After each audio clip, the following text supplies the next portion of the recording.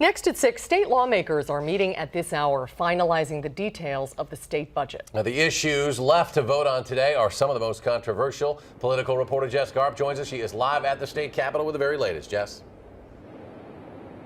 Well, lawmakers on the Joint Finance Committee were in open session until about 3 o'clock today. They've been in recess ever since in negotiations. Some things being drafted are expected to be back about 7 p.m. tonight, but they started the day with Medicaid approving a plan for Badger Care that some on the program now say would leave them hanging.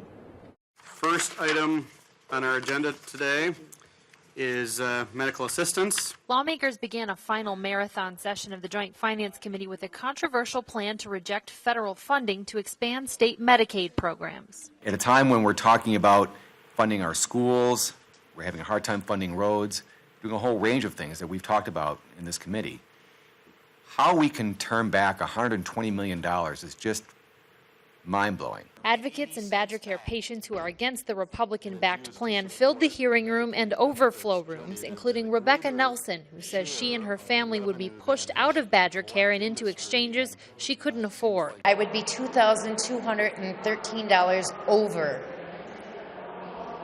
the federal poverty of 100%. So my family would lose because I would not be able to go back and pay the premiums. Republicans who control the committee say they're going along with the governor's plan because federal funding for the expansion isn't guaranteed in the future. So if you look at what the governor has done, he's provided certainty.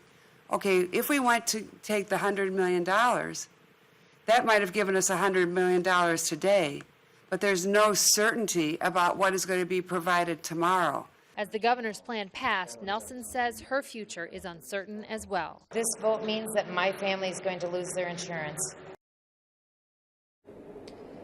Now, Republicans argue that the Medicaid plan will in fact cover more people because some childless adults who are currently not in Badger Care and on a waiting list will now be covered, and those above the federal poverty line can go into federal exchanges.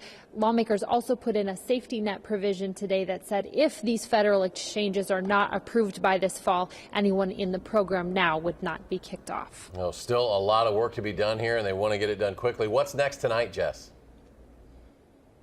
Well, lawmakers still have to debate a proposed income tax cut, an expansion of the private school voucher program, and funding for public schools. All that, again, expected to get started about 7 p.m. tonight. And then, of course, once the Finance Committee is done with their work on the state budget, it will go to both the full Senate and Assembly for their approval. It would be a long night at the state capitol. Jessica Arp reporting tonight. Thanks, Jess.